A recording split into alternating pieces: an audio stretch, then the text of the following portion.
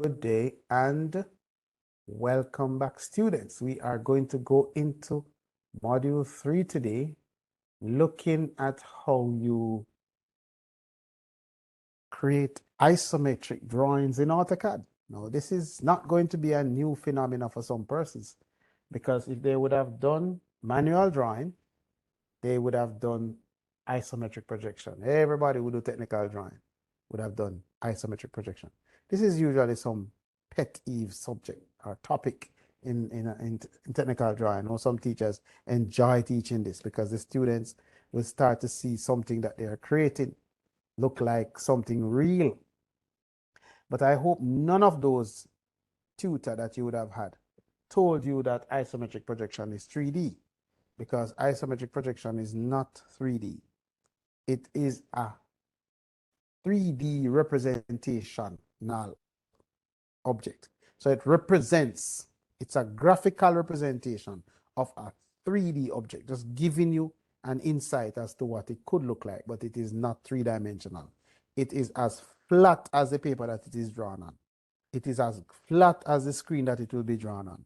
You cannot orbit it and look behind it, look underneath it. It's just flat. It's on a piece of paper and you draw it manual. So it's not 3D. 3D, which is three-dimensional length, width, and height, you can actually orbit and look underneath it, turn, look around, look behind it, you know. So this is not, but it's a representation of. So we're going to look at how you produce this in AutoCAD. If you would have done this in technical drawing, it would be done with the use of your set square, your T-square, and your pencil. Of course, you would be measuring too to get those lines in. Most of the lines that you would have been using is that they would be drawn at some axis. So let's do a quick recap on that. Well, of course, in doing technical drawing, I must also say that isometric is not the only 3D representation. You also have another one called oblique projection, and there's also perspective. And they are all different forms of 3D representation. They are not, if you did them in technical drawing, they are not three-dimensional. They are graphical representation of. So the isometric now is actually like you tilt and rotate something at approximately 30 degrees off the horizontal plane. The oblique, tilt and rotate this one, but it's impossible to do what oblique projection does, because you tilt it and it's rotated, but yet still one side remain flat. That cannot happen in real life. So it's like you have one surface still flat, like this.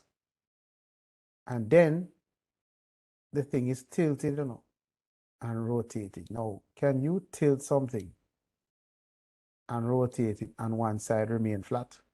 That cannot happen in real life. So this is something that looks more like what an oblique projection is. And you can have the different angles here. You have cavalier and you have the other one.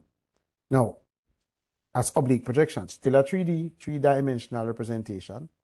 And perspective could be also like an oblique base here, or it could look more like a isometric in one view. But then now you have what is called a vanishing point. And everything basically will go towards that vanishing point. So you will have like that, you have like this, and you have like that. And everything would be basically on those things like that. So you would have, notice, this end would basically look like that. Let me just erase these two.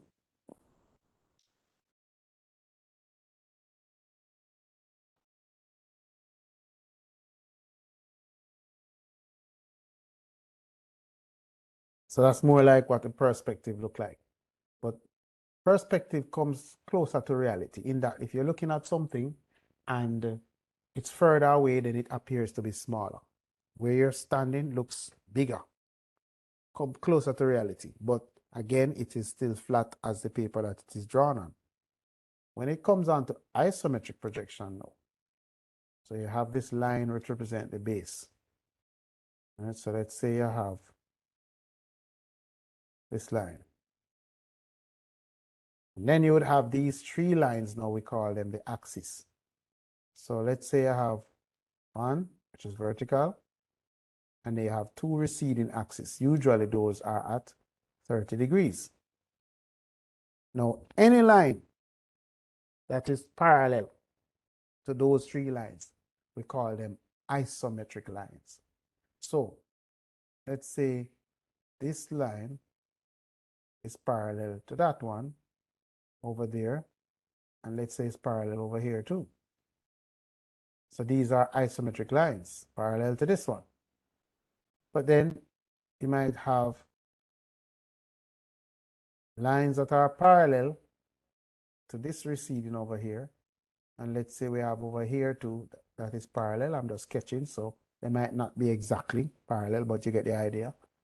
And then now you might have the one that is parallel on this side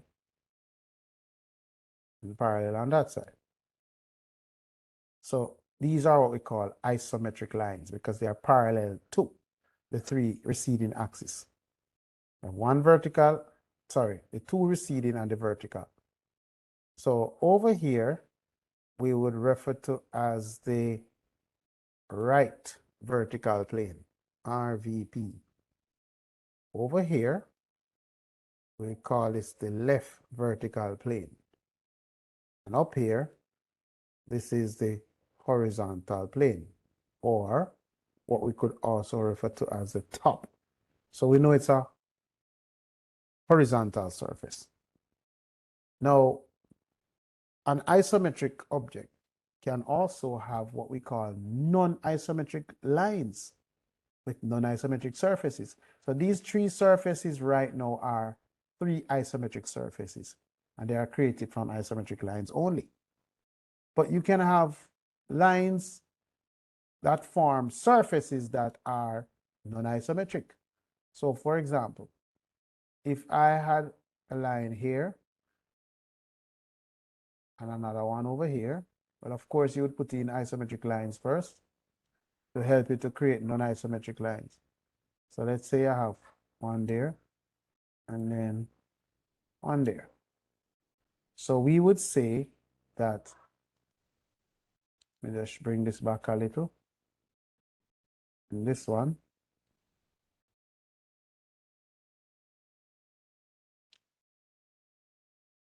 and this one down like that, and this one down like this. So let's say that's what you have, and this one is out of the picture. Oops. Let me undo that. And let's say this is out of the picture. So this is what we would now call, let me just erase these two as I go along so that it don't cause any confusion. So we would say that this now is a non-isometric surface because it's not running parallel to any of the isometric surfaces. And these are non-isometric edges or lines that are not running parallel to any of the isometric lines. Now, this isometric surface can be seen from two directions. If I look in this direction, I am seeing the surface. If I look from above down, I am still seeing that surface. But non-isometric objects can be seen from up to three different directions. I could create an isometric surface that I could also see from that direction. So what if the object was like this? Let me modify it. Let me modify it slightly. What if I decide to add this and this? Then shrink these. You will now note that it doesn't matter which direction I'm looking from, I would be able to see the same surface. So if I'm looking in this direction, I see this. If I'm looking in that direction, I see that. If I'm looking from top down, I also see. So it can be from a minimum of 2 directions or a maximum of 3 different directions. But again, to create non-isometric lines or surfaces, you would need your isometric lines to help you. So you'd have to measure off along this isometric line, get your point, measure off on this isometric line, get your point, measure off, and then you would use a straight edge. You are doing manual drawing with a set square or T-square, and just connect those points. So those are not going to be at any specific angles, like how the isometric lines are going to be either 30-degree or some 90-degree vertical lines. But you would need your isometric lines in order to derive non-isometric lines, which create non-isometric surfaces. But you could also have a situation where you have curves on it, curves like that. So in that case, now you would not see beyond there, and you wouldn't see beyond there. So you can have a curve. Or you could have an isometric circle, which basically is more like that on that side, or like this on that side, or like that on that side. However, what you will know is that isometric circles in manual drawing would have to be drawn from 4 different centers. But in AutoCAD, isometric circles, 1 center. So we're going to see how easy it is to produce objects that are drawn in AutoCAD in isometric projection. Because you would have had to be using a set square and turn it in this direction to draw a 30-degree line this way, turn the set square, draw it this way, turn the set square upright to draw a line. None of that is necessary. We can draw our lines and they can just blend in with those angles quite easily if it is done properly. So let us now spend some time looking at how that is done. So I've drawn this isometric shape. That's not the one we're going to draw. It's too easy. So I drew these in AutoCAD and then put them in the handout that we're going to be working with. I'm not going to read this thing for you either because this is information you can reference afterwards. But we're going to have to do the setting up first. And I'm going to show you how to switch between the different isometric planes by using a particular key on the keyboard, which is F5. And we're going to look at how we can do it otherwise. We're going to look at how it used to be done first and how you can draw using the feature you switch between and how you get isometric circles. So all the things are outlined here. But this is the object that we're going to be drawing. So I'm going to draw one object, that's all. And this object has a combination of all the things that we want. Isometric lines, non-isometric lines, curved corners, and isometric circles. After we do that, we're going to look at how we dimension the object. Yes? After doing all of that, you should have a full knowledge as to how you draw any isometric object inside the software, because the principle you're going to see is going to be no different. Doesn't matter what the shape look like. As long as it have isometric lines, non-isometric lines, a curve on it, or a complete circle, that's how it is done. Oh, and I also want to show you how you could get the object like a cylinder, which is not a hole drilled through, but the sides are going up. This morning when I had class, I told them that, and I forgot to show them how you would do that part of it. So I'm going to have to do it next week just to remind the class that I didn't get to do it. And tonight, I hope not to forget. So we'll see how you move from that. So the file that I'm going to be working with, I have already drawn the shape. This is it. But I'm going to redraw it. And just to show you how the cylinders will look, whether it's upright or turn sideways this way, or turn sideways that way. We're going to look at how you do that. So these 3 cylinders, I did not remember to do them today, even though I mentioned it. Just remembering that I didn't do it today in the other group. So I'm going to have to quickly do that next week. So this is the shape that I have in the handout. The same shape that we're going to be drawing now. So before we do that, however, we want to look at how you set up the environment to do it. Because right now, you're going to notice that your cursor look a little different when we're in this environment before the setup takes place. And then when it's finished, you're going to see the cursor looking different. So let's see how that is done. I'm going to do that in this file, and then afterwards I'll jump back in the other file where all the standards are.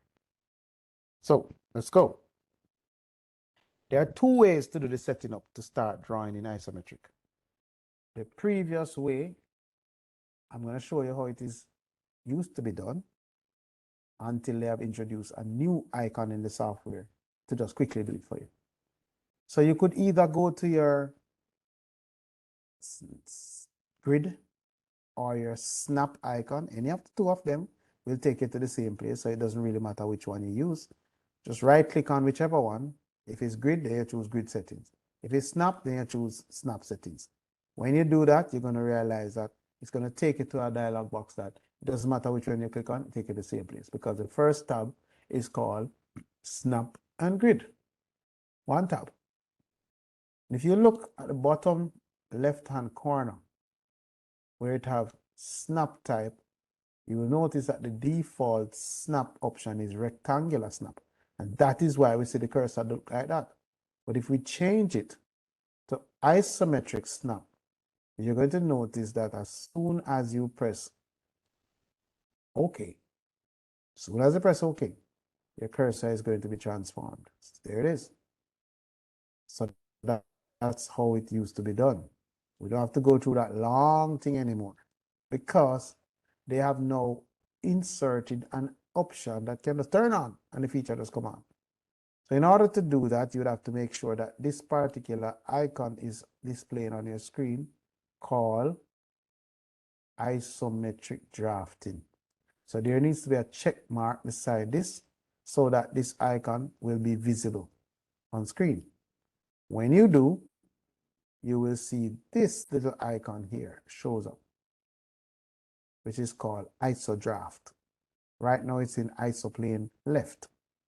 And if you look at the side here, you see it have isoplane left, top, and right. Okay, so by default, the icon would have been off. Notice as soon as I click on the icon, it goes right back to how it looked. But now, when I click, it just automatically just switch. Now, instead of coming here, just switch to isoplane top, which you notice it changed, and then come here and switch to isoplane right, and it changed. You don't have to go through that. You can use your function key, F5. So if I press F5 on the keyboard, notice it just changed. Right now I'm in isoplane left. If I press again, I'm in isoplane top. And if I press one more time, so it keeps cycling between the different isometric planes, meaning this is like the left side of the object. Notice you get a vertical line and a receding axis going to the right. When I switch to isoplane left, I get a vertical line and I get a receding line too. So there's no x-axis anymore. You get a y-axis, but your x-axis automatically is now transformed to that receding axis, whether it's on the left or the right. And if you press F5 again, then you get 2 of them going 30 degrees, as if you're doing 2 receding axes. So of course, I'm going to jump over to the next file now, where you will see that that was already done. So what I'm going to do is to put this drawing over on the left of the screen. I'm going to split my screen in two different viewports. Yes, you can do that in model space. So if you go up here under your view tab, the ribbon, model viewports, and click here, I can split it in 2 vertical. When I do that, I can resize this one over here to be about 1/3, Zoom in. So I'm seeing everything. This is like viewport on the paper, but it's just on your screen now. So I'm going to resize that one to about that size. I hope you can see it big enough on your screen. And then over here, I'm going to just zoom out, pan that off, and create a clear space that I can draw in. All right, so I'm going to be redrawing the shape over on the right-hand side of the screen. And I'll pay attention to the measurements over on the left-hand side. So I'm going to be working with the right viewport. All right. Now I want to start drawing the left side of the object. I'm going to pretend as if this part of it does not exist. So I want to start there. But before I start drawing, I'm going to set my object layer current. Object layer. Because the line that outlines the shape is the object layer. And these are a dimension layer. And there's your center line. And this is your text. All right. So I'm going to ensure that I'm in the right isoplane. So you press your F5 until you get to right isoplane. Now, if I go L, enter, and just pick a point low on the screen, then all over the place. Like I'm in the regular rectangle snap mode. But the way to draw isometric projection in AutoCAD to substitute for your set square and T-square is to turn on ortho. So ortho should be on. Notice, now that ortho is on, because I'm in right isoplane, my line only can go in that direction as well as it can only go up. So it's like I put my 60-30 set square and I get my vertical line. I put the 30-degree and I get that line. So I'm forced to draw those lines only. No problem. If I want to go the opposite direction, I just press F5 and it switched to a different isoplane when I press F5. So I can go on the left side and I can go up. So I just have to pull in those directions and give the distance. And if I press F5 one more time, guess what? I can go right, I can go left. So it's as if I'm drawing on the top of the object. Yes? So right now I want to start with isoplane right. So I'm going to press F5. And now I have isoplane top. Let me press F5 once more until I get to right. So I'm in isoplane right mode. All right, so let me kind of zoom in so we can see closer. So let's use these measurements now that are on screen to help us.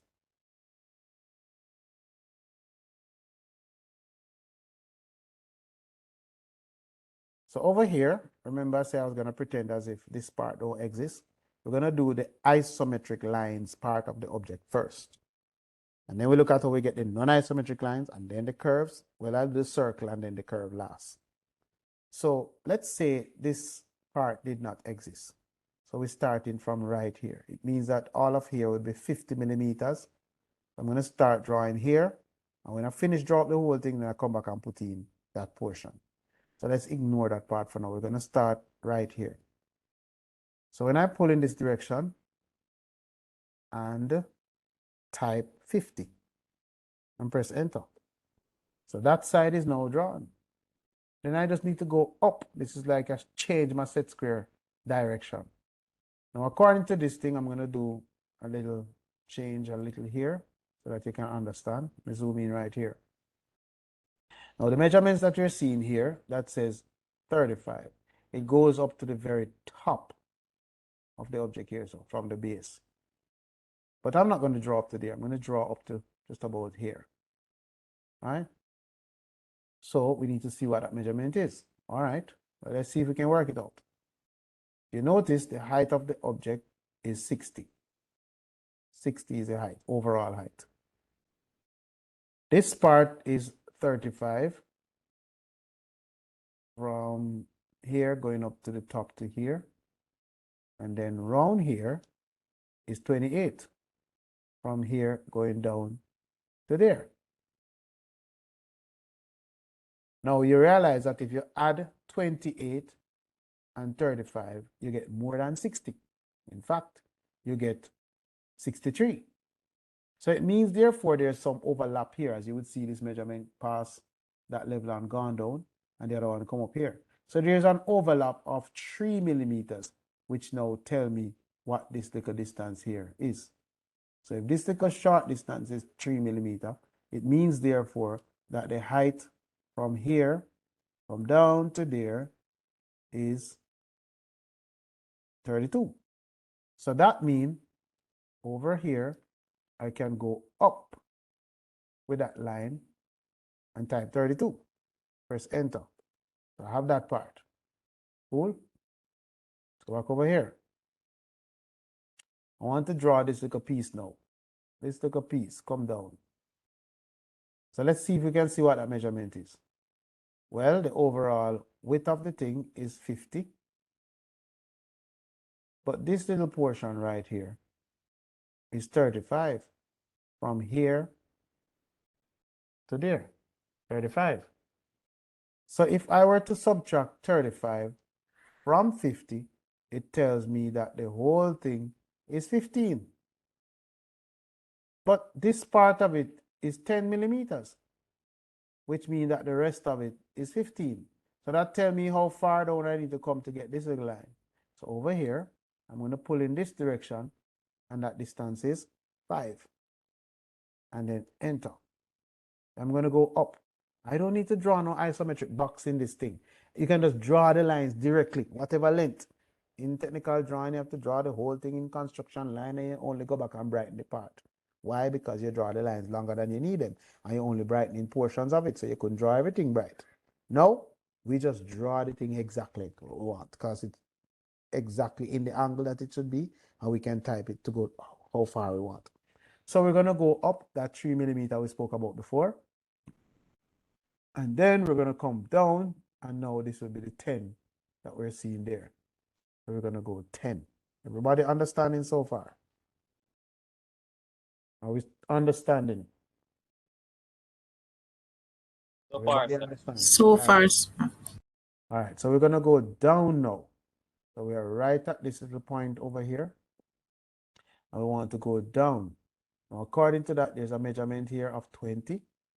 That will take me from the top here, come all the way down to there, which is 20. So that means I just need to pull my line down.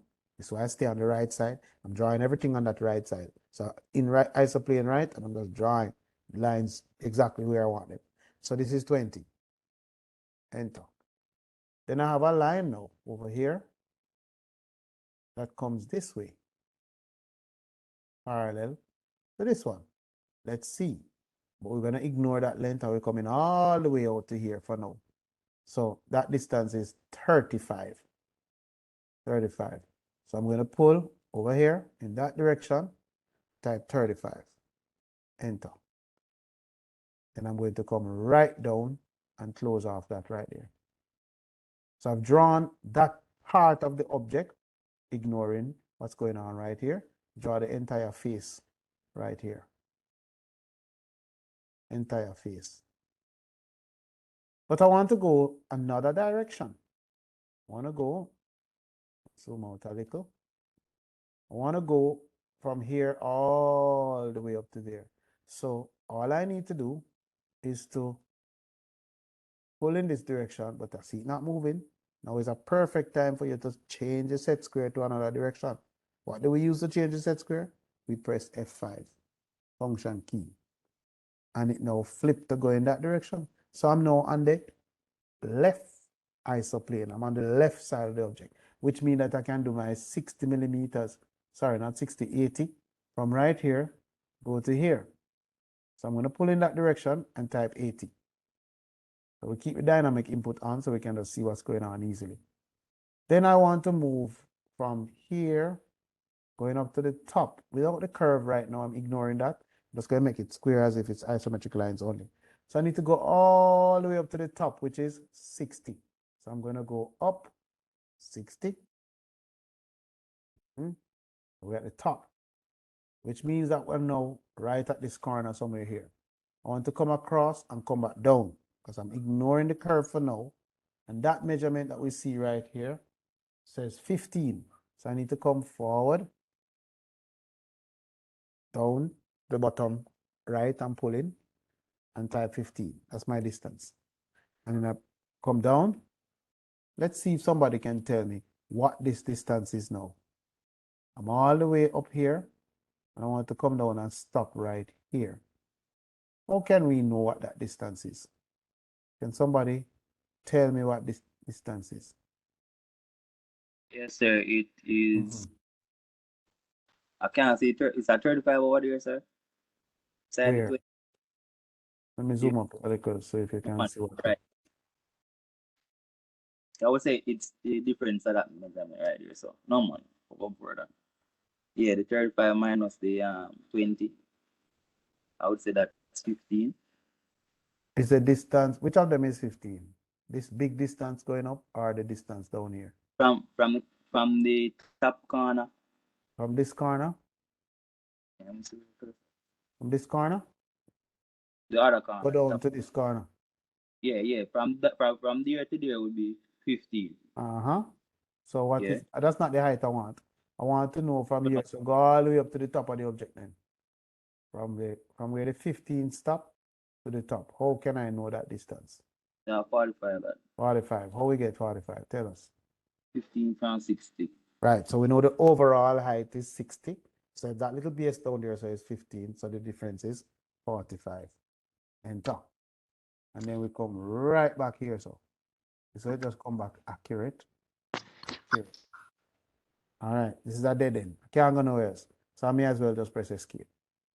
Now, things that you draw already, you don't have to draw them again. So we're going to see how quickly we can get some things in that we already have. This line right here, which is this line over here, is parallel to this one, which is parallel here, which is parallel there. So all I have to do is just select this line and copy the line and paste it at those locations. So I'm going to hold it at that base point and paste it right there and paste it up here and paste it right here and paste it around here.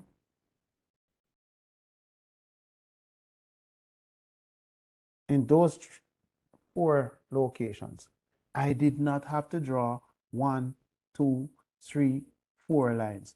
It's the same length as this line. Just copy and paste them. You think it's that alone? What about this line? You can select that line. And I can copy that line from right here and paste it up here. Now I have the complete base area of that shape, which is this flat section right here. That's not the only thing. I can copy this line, and that line same time. I don't need to copy that vertical line because I really won't see it. It's happening behind the scene. So if I select those 3 lines, CO for copy, and I can hold it right here at that base and carry them right back to right here. And they drop exactly where they need to be, except that we know that this is a part here, so we can't see behind here, so we'll have to trim off the little piece there. We only can see at the front, more of it. But towards the back, we can't see it because the thing hiding it, this section up here is hiding. So we'll come back later on and trim that off. So look how quickly we're able to do that. That's not the only thing either. I can copy this line and put it up top. I'm trying to do up here. So instead of drawing, it's faster to just copy. I can just copy that line and paste it right here and paste it right there. So we have that. Not only that, I can copy this line and paste it up here. So we don't have to draw everything. I mean, if it's a one line, you can draw it if you want, but we can just copy it there. Accurate. Now, this is where we will know if things really accurate. I'm ready to draw that last line. So if I draw a line from end point here, it should drop exactly endpoint here. Perfect. No guessing. It should be 90 degrees and it should drop exactly right there. Now I know when people used to do manual drawing, I used to teach technical drawing, so I know all of these things. I used to do technical drawing as a student too, so I know all the little tricks in the book. Students would, if you want to know if you're working accurate in technical drawing, and you're doing isometric projection, you wait until you're ready to draw that last line, and it don't come down and meet exactly with this set square and t-square together. It dropping, and the three lines not meeting one place.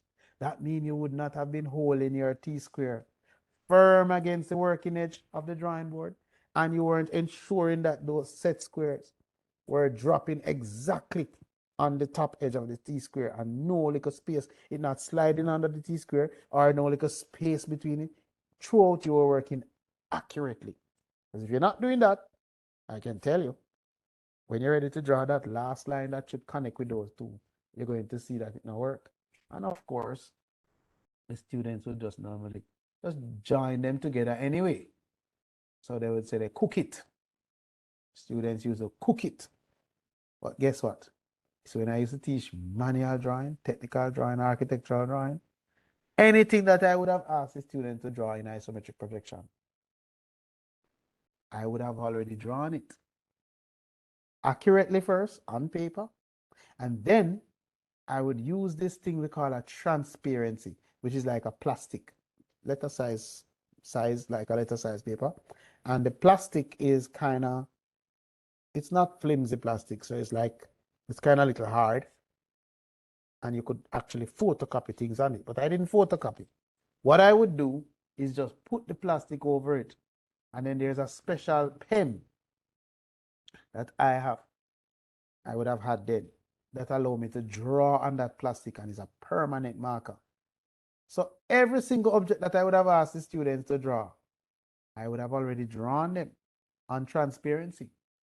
And guess what? When it's time to mark, all I do is just drop that transparency over that object. And any line, because what should happen is that my lines should cover your lines if it is accurate. Now, any line that is exposed, I know that you had some issue with there. Those are the ones you cook. And I would just take the grading pen and just circle where the problems are. Anywhere. So I have techniques in everything I was teaching. I have to find a way to work smart and not hard. You think I was going to drop no set square and t-square on them and I measure not, no time for that. I would have had a strategy to find out all the little thing that they would try to do to cook it. So of course I would need to trim this off. So TR, enter, enter, and I would trim off that. So right now, all lines that are isometric lines are now in place. Quick and easy.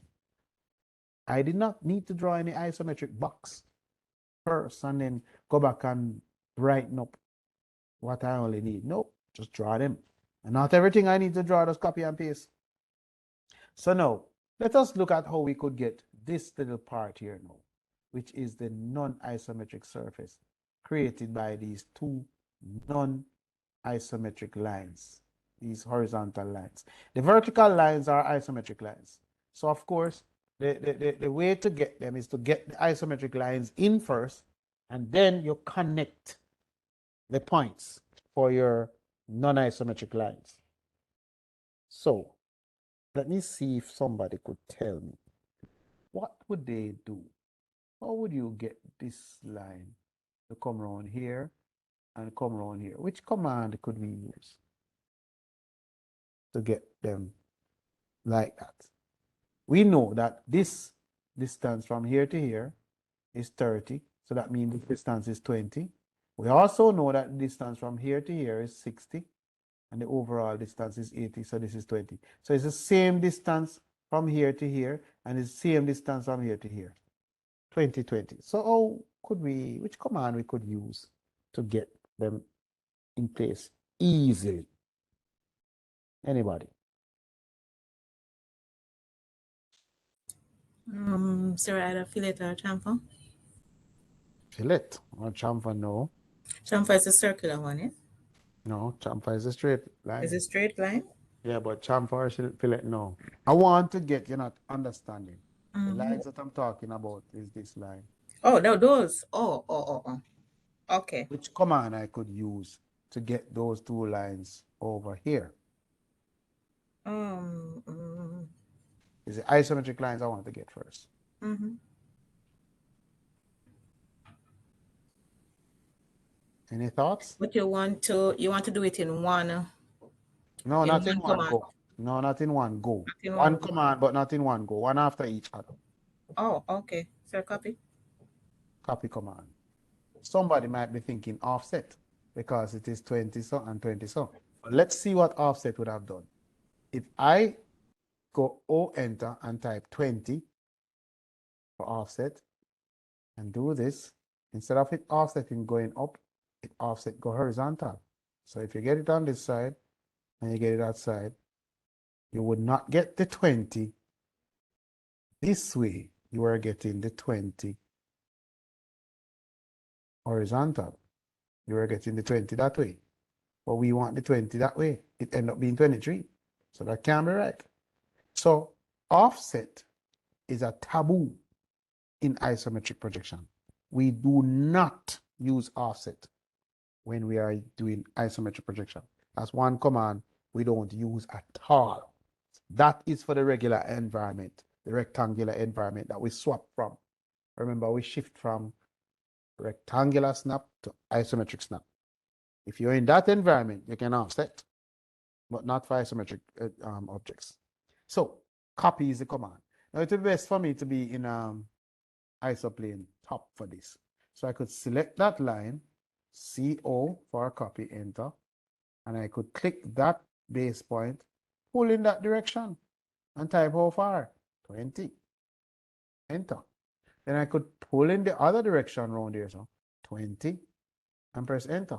See how quickly I was able to copy this line, 20 on that side and 20 on that side, using the copy command, not offset.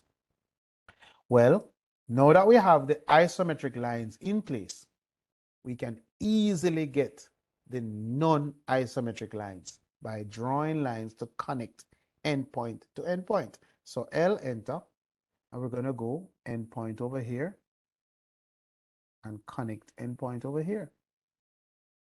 That's one. Next one. Same thing again. Line from endpoint over here to endpoint over there. Good.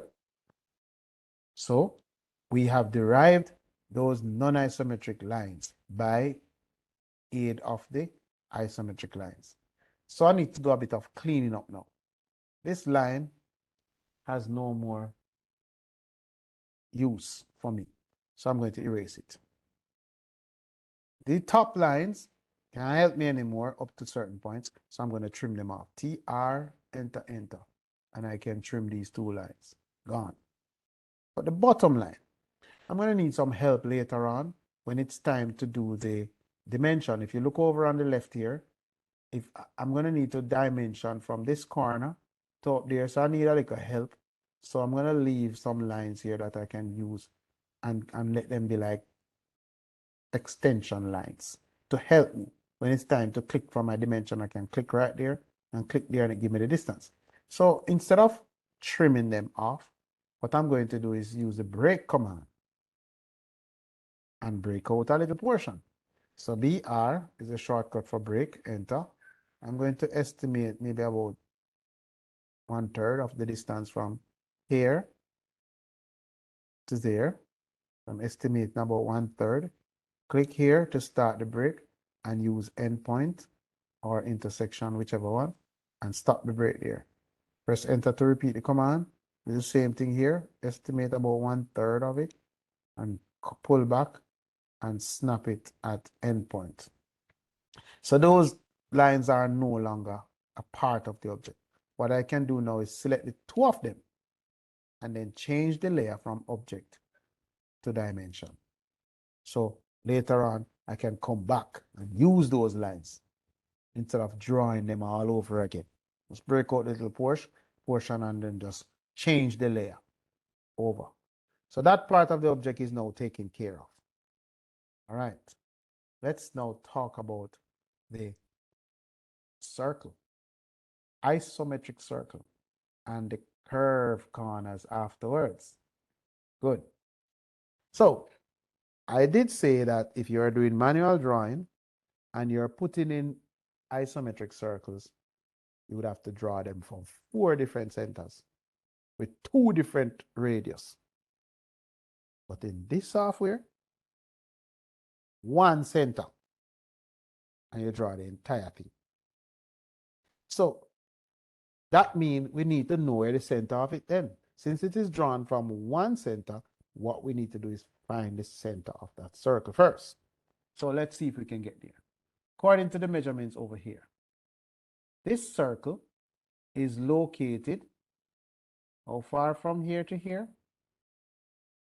See, the radius of this up here is 20 and the center is right here. So it means that from here out to this line is 20 because you draw an arc from there to there. That arc shows that it's the same distance along from the away from the arc to there. So we have 20 up here. Okay? All right. So that means the distance in is 20.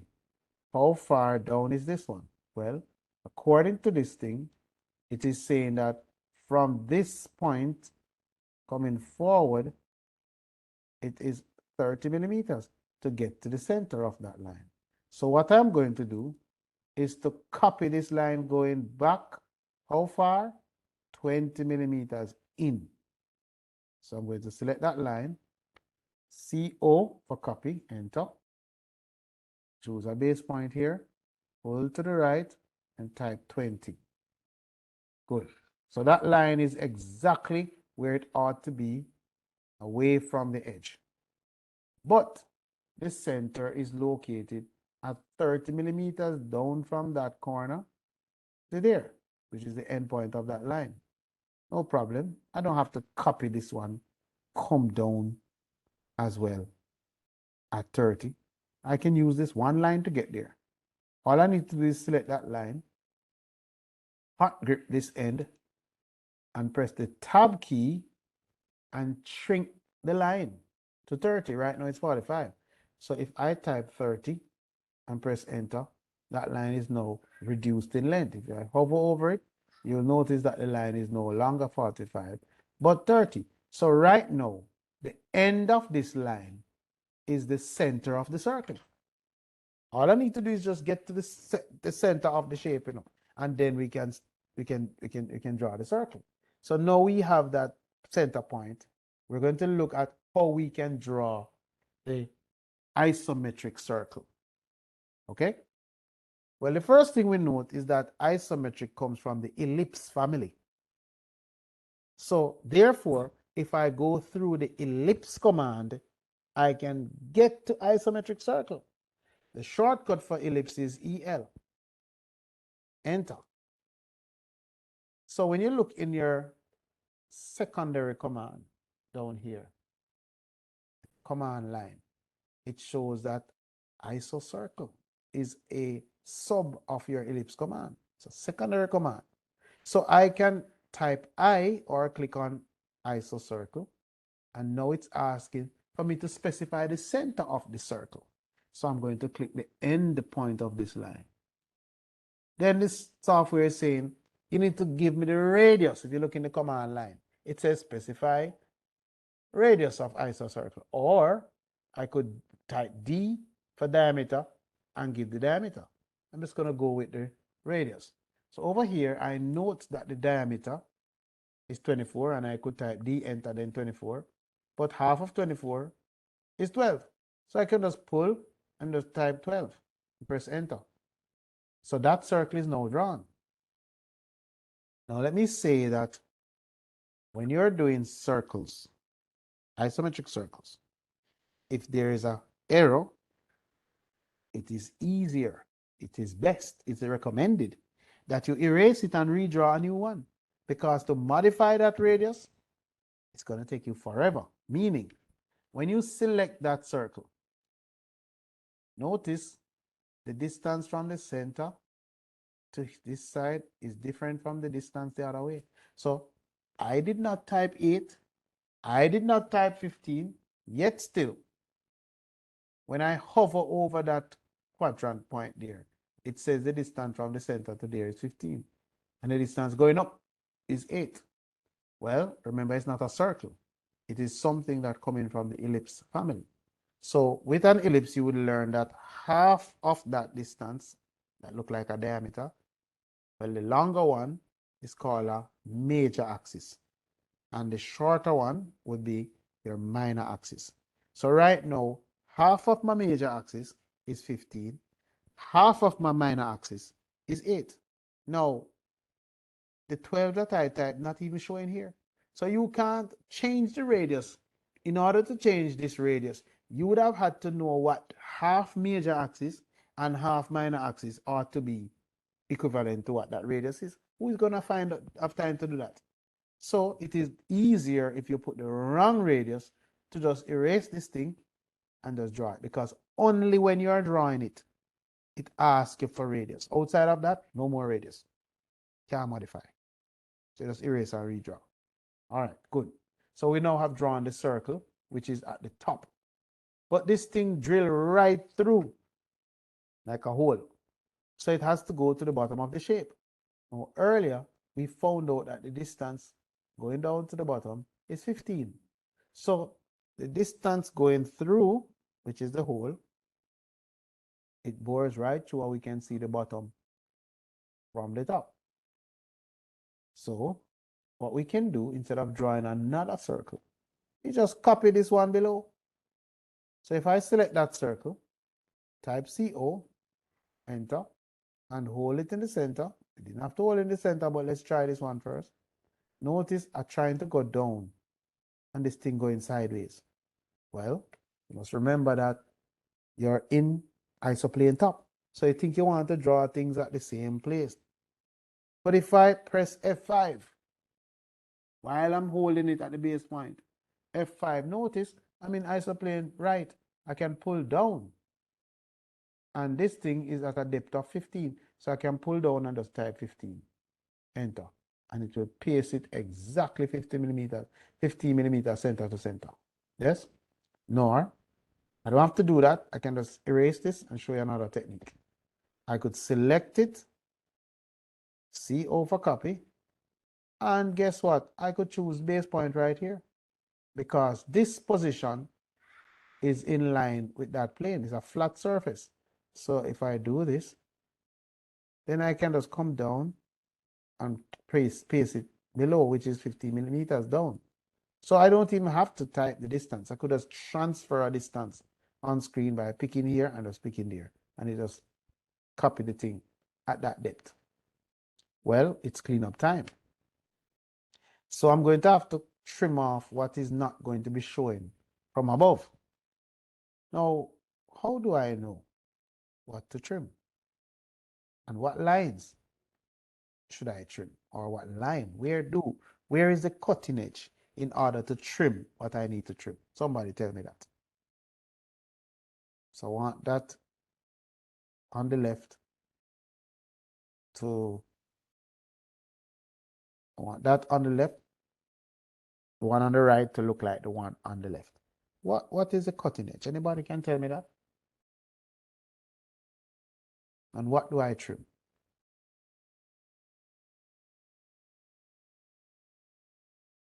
Anybody hearing me?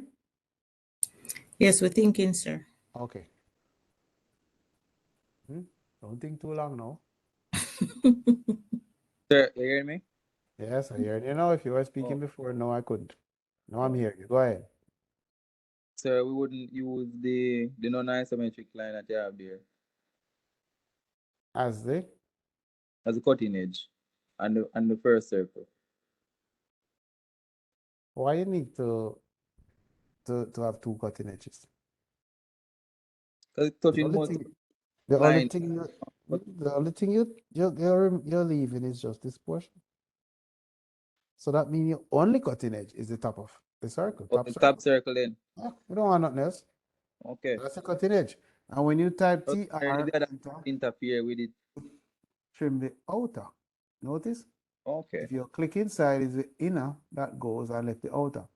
So if Mm. I click here, if I set another cutting edge here, it's only going to trim from here to here, so. And then going to trim from here to here, so. We don't have that, and I forgot to erase them. So we just set one cutting edge and click, and everything goes one time. Yeah. Yeah? So it works itself out. Well, what about the one on the side here? We will see that they share the same center going up as it was going across on the horizontal plane. The radius of this circle is 10 millimeter. So I just need to find the center. Likewise, so if I draw a line going up, which is the same as copying that line going that way, right? So I could type the distance, or I could copy this line, CO, from here and paste it right there. Good. So I know the center going vertical, but what is the center going horizontal? Well, it is the same 20 from top that is going to come around 20 at the side.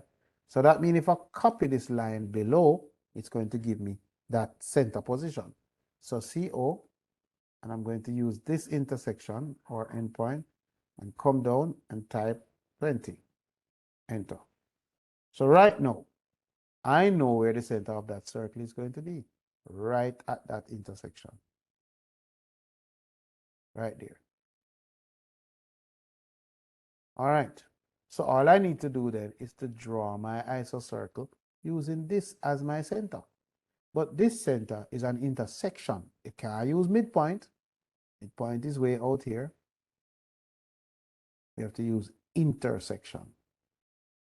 It's not midpoint of this line either. So we can't use midpoint. Can't use midpoint. So those O snaps not going to help me. So what I need to do is go into my isocircle. So EL, enter, and then I enter for isocircle. Make sure I have running in the background my intersection O snap, because I'm clicking at a point where it's not coinciding with midpoint or those default ones. So intersection O snap is running in the background, and then it's asking for the radius, which I could just come here and click, which is 20, or you can pull and just type your distance, 20. It's going to drop there anyway, right there. Okay. Well, let us see. It's time to clean up. But somebody might have asked before, couldn't we use the fillet command? Well, let's see. This radius here is 20. So if I go F, enter, R, enter, and 20, enter, let's see. I'm going to tell it not to trim those lines because I'm going to need them. So I'm going to trim and say no trim. Good. So it's not on trim. So when I click this line, so no trim. When I click this line and click that line, you realize what happened? They don't walk in the same direction. This actually is right here. Now, of course, fillet is not to be used in this environment either, because fillet is a portion of a true circle. An isometric circle is not a true circle. It's what we would call a foreshortened view of the circle. So it's like you tilt it. So it cannot be the same distance all around from center to the circumference. So we can't use fillet because the fillet is a part of a true circle. So that is why fillet is not the option. We have to draw the isometric circle and then trim off the portion of the isometric circle that you don't want, and it leaves the arc, which is a part of the isocircle, and then we can copy it to the back. So my cutting edge this time will be this line up the top and this line around here, because I want to get rid of all up around here and leave just that portion. So those two lines become my cutting edge. TR, enter, and then I can just click this major segment of the arc and leave just that. Now, I don't need to draw another isometric circle to the back. I can just copy the arc. Notice even after the circle has been trimmed, it still remember the entire path of that isometric circle. So I could just type CO. I don't have to hold it in the center. I can even hold it right here. I could even hold it up here, as long as I'm on the face, and place it right here. And notice, right after doing that, it dropped exactly where it should be. Exactly where it needs to be. So it's cleanup time. Of course, this line will help me no further, so I can erase that. And I'm going to do something similar that I did at the front.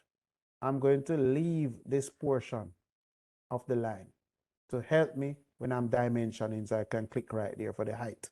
So at the front, I need to trim, TR, enter, enter. I'm going to trim here and trim there. But this one at the back, I am going to break a portion of it off. So BR, and let me break it about halfway and go back to endpoint.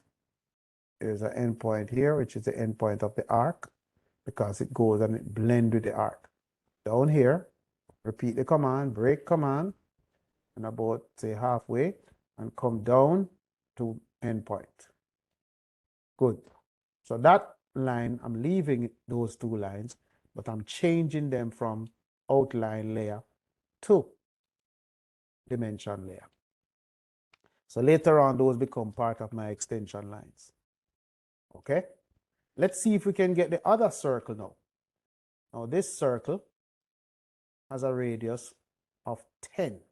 The outer one had a radius of 20, but this one has a radius of 10, and it's sharing the same center. So I can go again, EL for ellipse, enter, I for isometric circle on the ellipse, and then I'm going to choose the same center, which is this intersection. And then when it asks for the radius, just type 10, enter. I have that circle. All right.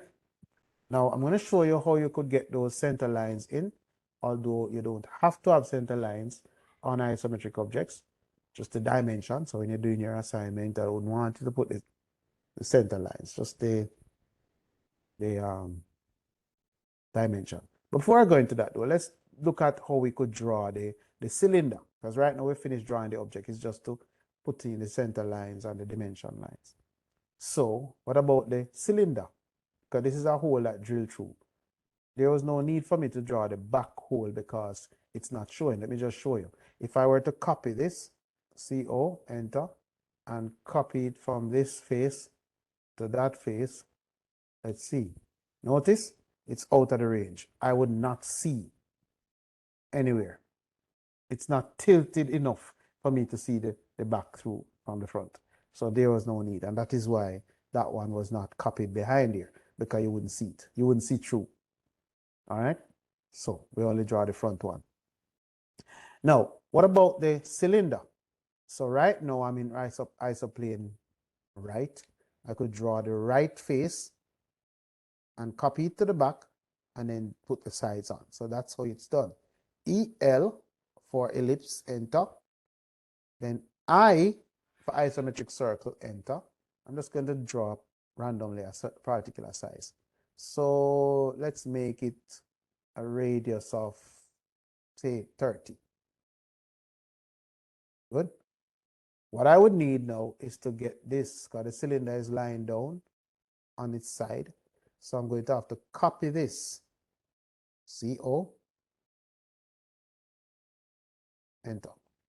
Now, even if when you're doing the cylinder, and if you're in the wrong isoplane, you can change.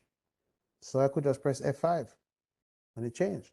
Even if I was drawing it and I was on the wrong plane, let me show you. Let me just copy this back first. Let's copy it at a distance of about, say, 70.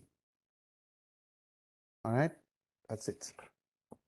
Now, if I was drawing it and I go EL, enter, I for ellipse for isocircle, and I don't want it on that side, I could always press my F5 and it switch to top.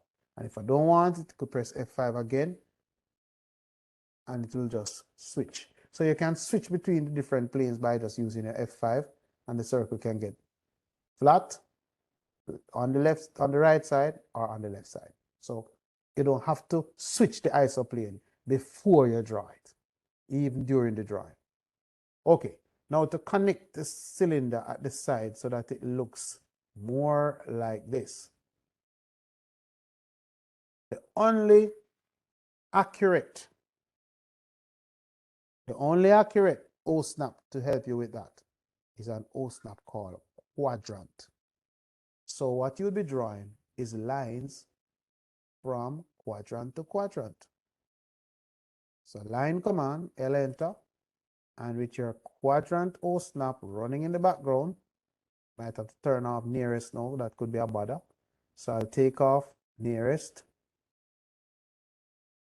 I'll take off tangent too, that could also be a bother. And turn on quadrant. All right, so notice I can get quadrant and I can just draw it to quadrant. So quadrant to quadrant. The line down here again from quadrant to quadrant. Then the only thing I need to do now is to trim the part that would not be visible.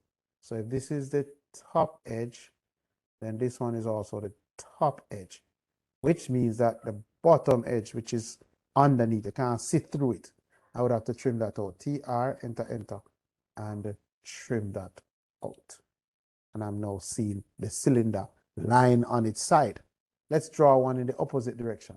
So EL, enter, I for isocircle, enter. I'm going to pick a point, and then I'm going to switch my plane. Okay, it's already on the correct side, so I don't have to switch. So let me give it again. Let's say the radius is 20. And then I'm going to have to copy it going that way, because it's still lying down on the side, but it's going the other direction. So I'm going to select the object, CO for copy, use a base point anywhere. Hold in that direction, it's not going there. I need to switch my isoplane. All right, whatever the distance is, let's say 100, type 100, enter. All right, so I'll just press escape now. And again, the same principle, line from quadrant to quadrant, so it blend accurately. Likewise, again, line from quadrant to quadrant. All right, so again, this will be the top edge. So this is also the top edge. So TR, enter, enter. I will need to trim off the underside. So you can see that the cylinder is lying down on its side. What if the cylinder is upright? No problem. I would need to be in isoplane top for that. I am already in isoplane top.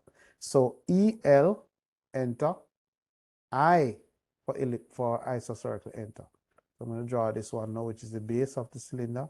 Let's go with 20 again. Enter. And I need to copy this one above. So I select it. CO for copy. Enter. Pick up point anywhere. Notice I can't go up or down. And that's because I'm in isoplane top. So I need to switch my plane again and pull up. Let's say the distance is 80. Good. Escape. Now it's time to get the sides connected. Line command again from quadrant. No different. It doesn't matter whether the thing drawn upright or drawn at some angle.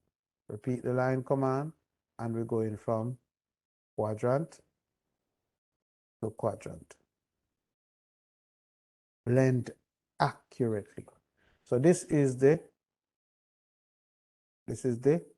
front of the object, and this is the top of the front, but this is the back underneath. So I would need to TR, enter, enter, and trim out that portion. Now we can see the cylinder, whether it's going up or to the left or to the right. Same principle. It's just that when we're doing the hole, because you can't see through it, you wouldn't have any underneath. So you don't draw those lines going down. You only reflect what's going through the hole. All right. Everybody understand still? Going so far? So far, sir. All right. See how simple it is to create isometric objects in AutoCAD projection, AutoCAD software. Let's see how I could get these lines exactly where I want them to be centered and crossing with those. Although I don't want you to put them in, but I'm going to show you how. So we want to get the lines about the same length, the two of them, both of them, vertical, horizontal. So I'm going to make the lines about 30. So I'm going to do the same thing I showed you before. I click hot grip there, press the tab key and type 30. So I'm shrinking the line to 30. Likewise, this one, I want it to be 32. So hot grip up there, press the tab key and change its length to 30. Enter. What about this one? Same thing down here I'm going to do. I think this line is already 30. Yeah, that line is already 30. So what I'm going to do is copy this line from up there, CO, and paste it. I shouldn't hold it there. Let me hold it in the midpoint. So CO, this is the line, enter. I'm going to hold it midpoint and put midpoint at the end point there. Good. Now I'm going to get them in the same, I soon fix them, I just put them in place. I'm going to select all 4 of them and change the line type by changing the layer from object to center line. However, what you're now seeing is that they are not crossing exactly how you want them to cross. So now we're going to look at how you do that. You would want the short lines to intersect against short line. They are the same length, so that means they can be accurate. So if I were to, because this line is already doing what it's supposed to do. This was in the center, and this one was copied to the exact midpoint of that endpoint. So we can select this line and hot grip this one. Don't need to go into no move command and all that. Although you could do that, but you can just hot grip it because it's going to move the line and just coincide those two together. All right. Other way to do it, let's see up here, is select this line, hot grip it, but you're going to hover over the circumference of the circle. And as you do, you're going to see the center snap pop up and you click. So it moves the line in place exactly to where you want it. Likewise, you can do the same thing again here. Select the line, hold it in the midpoint of the line, hover over the circumference. As you do, you will see the center pop up, which is also midpoint, and you will see that they are accurately in place. So you'd have to just grip them because the longer you make the line, then it's going to affect where the dashes are. So we have to make the 2 lines the same length to get the dashes exactly the same position. So that's how you could get your center lines. Let's now focus on the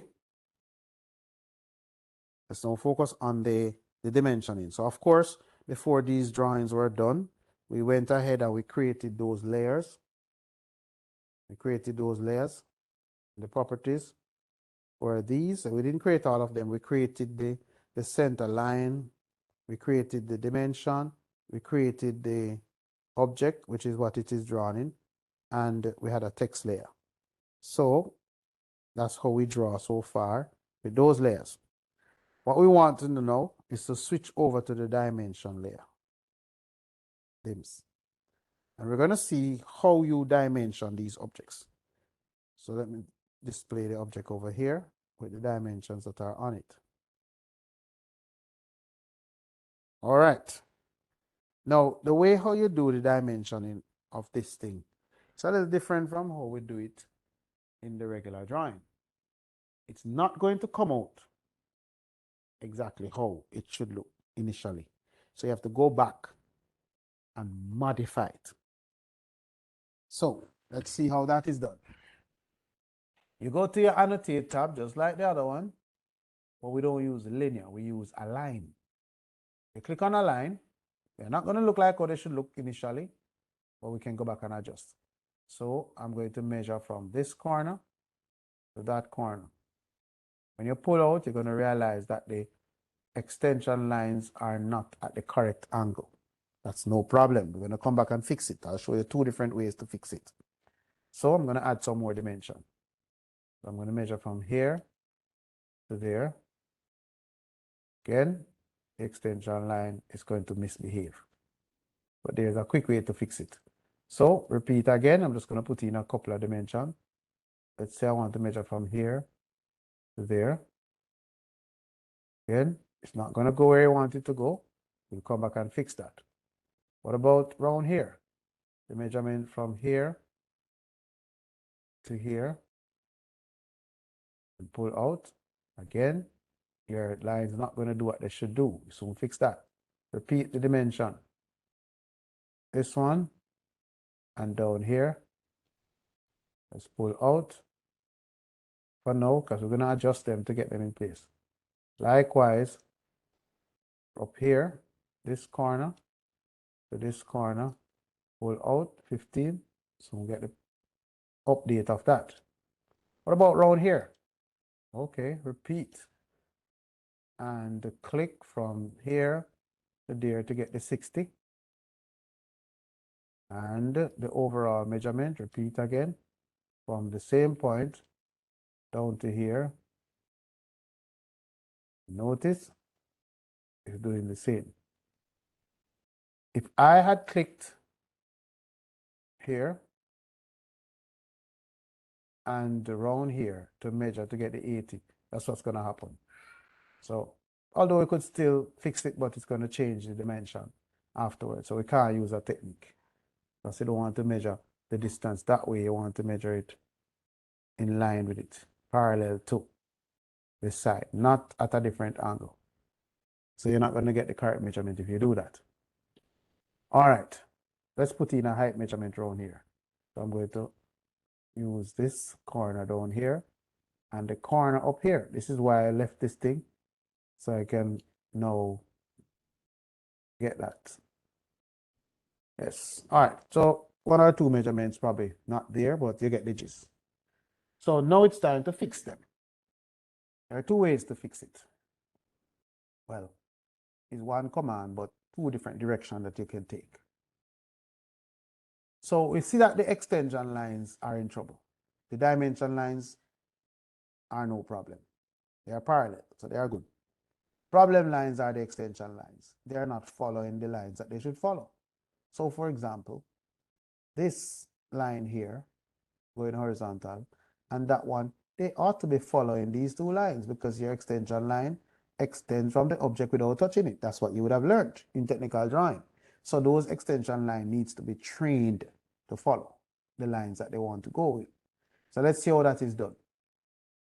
We're going to go to the Annotate tab, Dimension panel, and there is an icon, but it's not showing now, so it has to be expanded.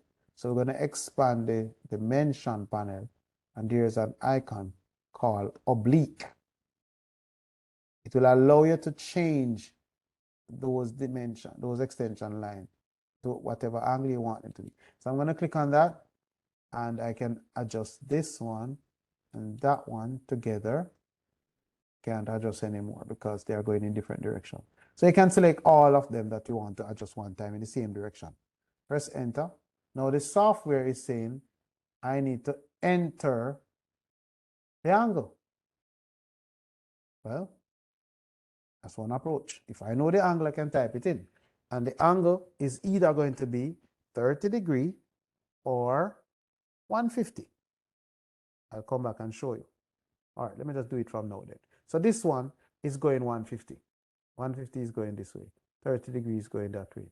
So if I type 150, enter. That's it. It just rotate that line, flip it around so that it is at that angle. So this is 150. these now would be 30 degrees. Let's look at the next approach. So I can select all of these because I want them to go in the same direction. Even this, and this, and this. All of them, I'm going to fix them simultaneously because they all need extension lines to go in the same direction. So we select all of those and go to the same oblique again, which is this icon.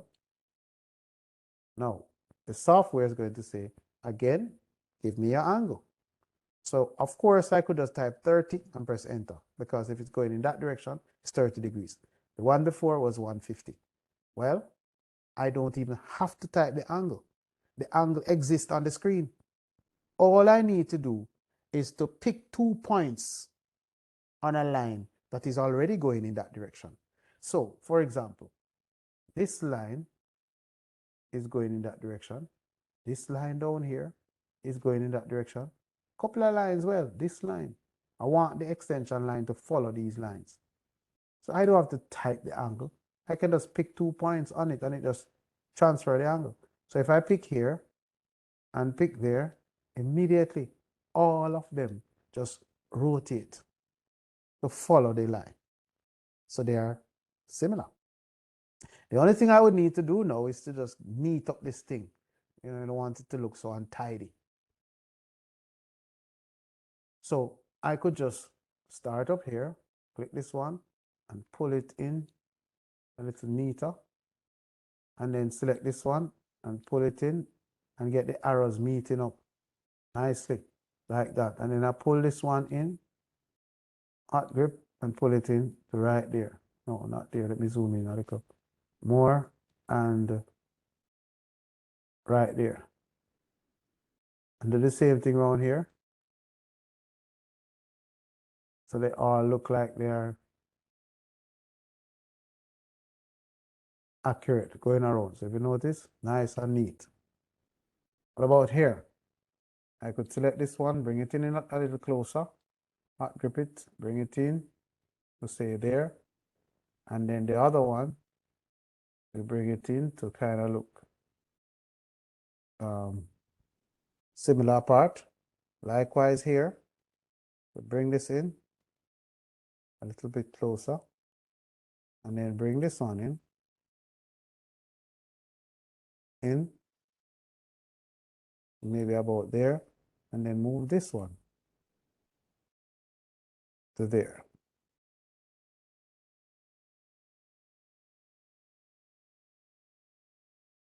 All right, so you can have the thing look, you know, more professional, neat.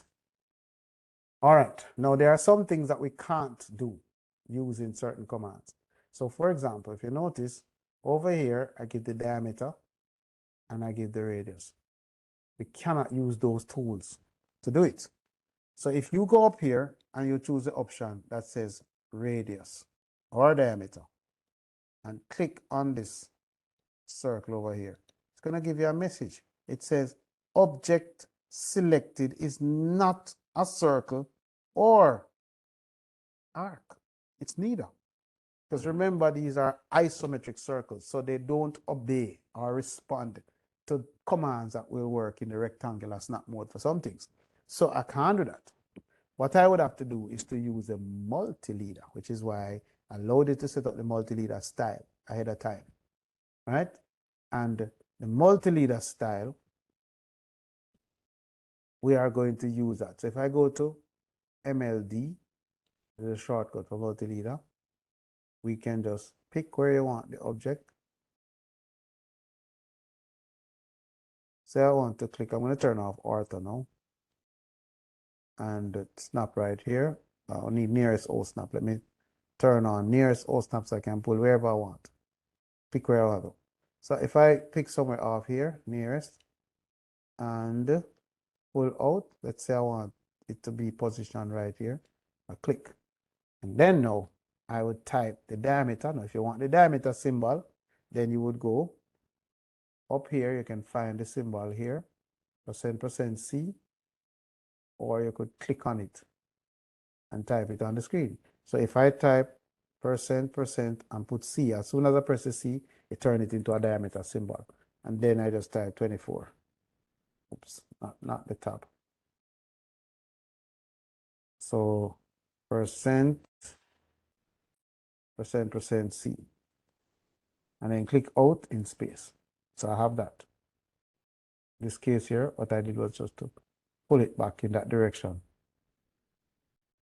Same principle up here for the radius. We click multi-leader and click somewhere on this. Pull out at an angle where you want it and click and then type. So I could type R for radius 20. Clicking empty space. So you could put in any measurement or whatever you want by doing those things. So I would have gone through how you draw the object using isometric lines for that part of the object first. Then we look at how you put in your isometric lines to help you with putting in those non-isometric surfaces. Then I went to how you can locate the center to draw these isometric circles from one center, which is what it is drawn from. And how you now add after that your center lines. And afterwards, we look at how we dimension it. I also went through how you would get the cylinders drawn. The important thing is that you would draw one face, copy it in the direction that you want it, and then you would use your line command with quadrant O snap to blend those. All right, of course, to add your title, you would just set your layer current and just put in your information there. All right, so that is it. Do we understand how to draw in this software using those features for the isometric projection? Do we understand that? So I'm going to have to watch this recording again and do it again, but I followed what you were doing a while ago. But the real proof of it is actually doing it. And I'm going to give you this to draw. So I'm going to Yes. leave it on screen. And I'm going to give you about half an hour to draw it. All right, so I'm going to stop the recording. And all you have to do is just remember that you press F5 to switch the direction. You just draw your lines, go in the direction, switch your plane, copy and paste those that can copy. And after you draw the isometric lines in first, you get in these two lines, you don't offset, you use copy to copy them to the corner and then join your points. And then now for your circles, you locate your center position and then you draw from that center position. So let me end the recording at this time. I don't think there's anything that is left that you would know how to do. Of course, this down here was just a label, isometric object. I just use the regular text style and just make my text box and type in the information. So that I don't need to go through. All right, so let me end the recording at this time.